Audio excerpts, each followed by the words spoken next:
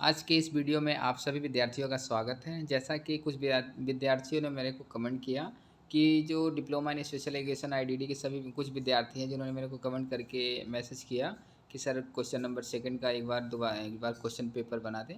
उसी को उन्हीं की बातों को ध्यान में रखते हुए हमने इस वीडियो को आप तक पहुँचाने की कोशिश किया है। आप लोग बहुत ही ध्यानपूर्वक हमारी वीडियो को देखिएगा, कमेंट करिएगा, लाइक करिएगा और शेयर करिएगा, जिससे सभी विद्यार्थियों को थोड़ा एक आइडिया पता लग सके। यह पेपर बहुत ही आसान बनाया गया था।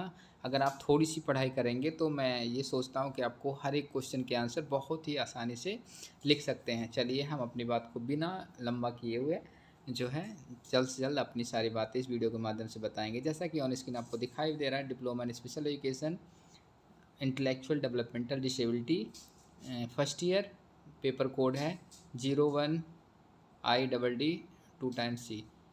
उसके बाद पेपर का जो नाम है वो characteristics of children with developmental disability. ये टोटल 45 मार्क्स के हैं, ये बात आपको पहले से पता है। इसमें टोटल मिला करके 3 सेक्शन की बात की गई है, पार्ट ए, पार्ट बी और पार्ट सी। तो इसमें आपने सारी चीज़ दिखा दिया। अब हम बात करते हैं क्वेश्चन नंबर फर्स्ट में, पार्ट ए में जो सिंगल मार्क्स के क्वेश्चन आएंगे जिसमें सभी का फुल फॉर्म लिखना होगा और ये टोटल मिला करके 5 मार्क्स की हों। जैसे कि आप सभी को पता है कि ग्लैड के आपको फुल फॉर्म लिखना होगा, आईडीडी का फुल फॉर्म लिखना है, एएसटी का फुल फॉर्म लिखना है, एमआरआई लिखना है। देखो कितने आसान से फुल फॉर्म लिखे गए हैं, जिसमें आप मतलब कहते नहीं कि आप 5 मिनट हो तो आप 5 नंबर फिक्स हो गए। उसके बाद लास्ट में लिखा एसएलडी। इन सब का आपको शायद बहुत अच्छे से पता होगा और आईडीडी का तो इसमें लिखा भी है ऑलरेडी, आप देख करके चीटिंग भी कर सकते हैं। आप लोग ध्यान रहे कि जो आपके पेपर देते हैं तो उस दौरान बहुत सारे क्वेश्चन पेपर में छुपे रहते हैं, पर हमें उस चीज़ की क्लियरिटी नहीं हो पाती, इसलिए आप केयरफुल्ली हर एक क्वेश्चन के आप जवाब ध्यान से पढ़िएगा। चलिए पहला सेक्शन कंप्लीट होता है। दूसरे सेक्शन में बात करते हैं। ये हर एक क्वेश्चन 2 मार्क्स के हैं, जिसमें कुल मिलाकर के आपको 5 क्वेश्चंस के आंसर देने होंगे, जो कुल मिलाकर के 10 मार्क्स टोटल मार्क्स होंगे। सेक्शन बी में आपको 5 क्वेश्चन के जवाब देने होंगे।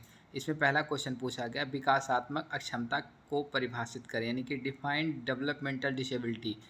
डिसेबिलिटीज़ कैसे हो सकती है इसके बारे में आपको परिभाषाएँ मतलब उसको परिभाषित करना होगा। ज़्यादा से ज़्यादा आप थोड़े शब्दों में लिख दें ताकि उससे समझ में आ जाए। और हम क्वेश्चन के बारे में ज़्यादा नहीं बताएंगे क्योंकि वीडियो लंबी हो जाएगी, तो बच्चों को लगता है और सारे लोग वीडियो को बस 1 से 2 मिनट तक ही देखते हैं। तो मैं क्यों अपना पाँव करूँ, इसलिए ज़्यादा ज़रूरी नहीं है कि जो हम अपनी बात कह के आपको समझाऊँ। दूसरा क्वेश्चन है, बहुबुद्धि संप्रत्यय के बारे में लिखें। आप लोग एक चीज़ का हम इसमें चलिए हमें एक चीज़ बहुत जल्दी ही याद आ गई।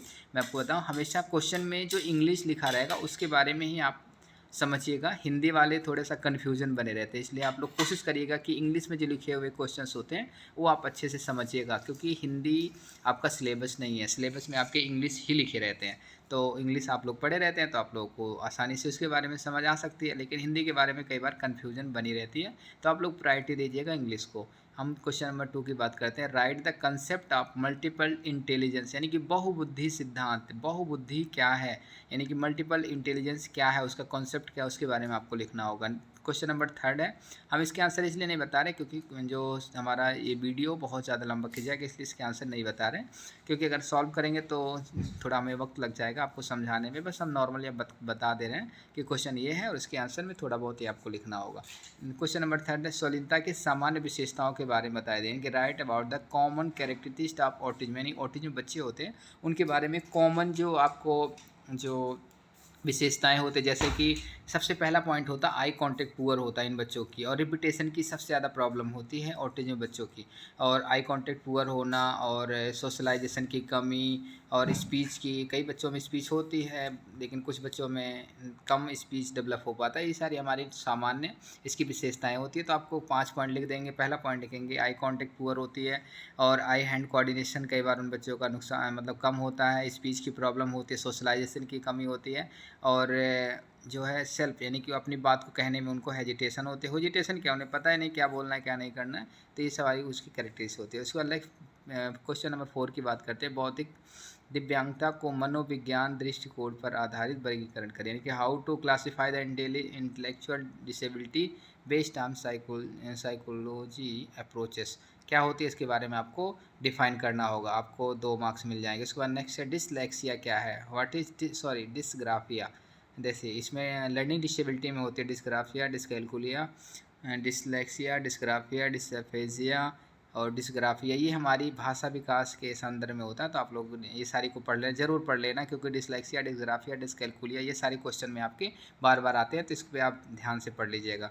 चलिए हम नेक्स्ट सेक्शन की बात करते हैं, जो पार्ट सी है। इसमें टोटल मिला करके 4 मार्क्स के आपके आंसर्स देने होंगे, और जिसमें आपको प्रत्येक पे 5 मार्क्स आपको नंबर मिलेंगे। उसके बाद पहला है, इसमें क्वेश्चन है, list down the earlier syndrome of developmental disability, यानी कि विकासात्मक दिव्यांगताओं के प्रारंभिक लक्षण को सूचीबद्ध करें।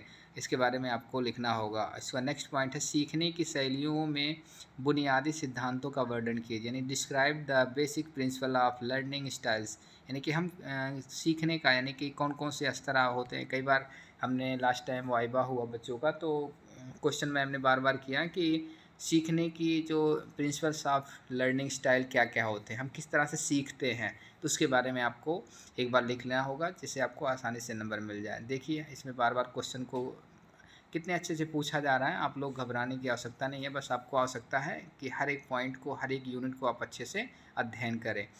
नेक्स्ट क्वेश्चन है, शालीनता के संवेदी प्रसंकरण क्या है, यानी कि what is sensory processing in autism, यानी कि सेंसरी परसेप्शन क्या होती है, कि हमें जो ऑटिज्म बच्चे हैं उनको कैसे इस चीज़ से हम अवेयर कराएं, जिससे उनको सेंस के बारे में उनको ज्ञान प्राप्त किया जा सके। इसके बारे में आपको लिखना होगा। क्वेश्चन नंबर 4 है, बौद्धिक अक्षमता के मिथकों पर मिथ क्या लिखा है, माइथो, यानी कि discuss the mytho of intellectual disability. इसके बारे में, बौद्धिक अक्षमता के बारे में चर्चा करना होगा कि क्या है, क्यों होता है, क्या है, उसके बारे में आप लोग लिख सकते हैं। क्वेश्चन नंबर 5 देखिए, डिसलेक्सिया आ गया। हमने अभी थोड़ी देर पहले चर्चा किया कि डिसलेक्सिया, डिस्ग्राफिया, डिसफेजिया, डिसकैलकुलिया, ये सारे जो हमारे एसएलडी के टाइप्स होते हैं, तो इसमें आपको थोड़ा बहुत सहायता मिल जाएगा। तो आप कोशिश करिएगा कि इसको अच्छे से पढ़ लीजिएगा। देखिए 2 बार भी क्वेश्चन में रिपीट किया गया एसएलडी के बारे में। और क्वेश्चन नंबर नेक्स्ट है, विकासात्मक क्षमताओं के लिए शैक्षणिक अवसरों के बारे में बताएं, यानी कि एक्सप्लेन द एजुकेशनल, कट हो रही है इसमें, अब डेवलपमेंटल डिसेबिलिटी, यानी कि उनकी अक्षमताओं के बारे में, अवसरों, जैसे उनकी अक्षमताएं हैं, उसके अवसर कहाँ कहाँ हो सकते हैं, उसके बारे में आपको एक्सप्लेन करना होगा। उसके बाद लास्ट क्वेश्चन है, इसमें केवल आपके जो है सिंगल मार्क्स के क्वेश्चन, सिंगल क्वेश्चन के 10 मार्क्स मिलेंगे आपके।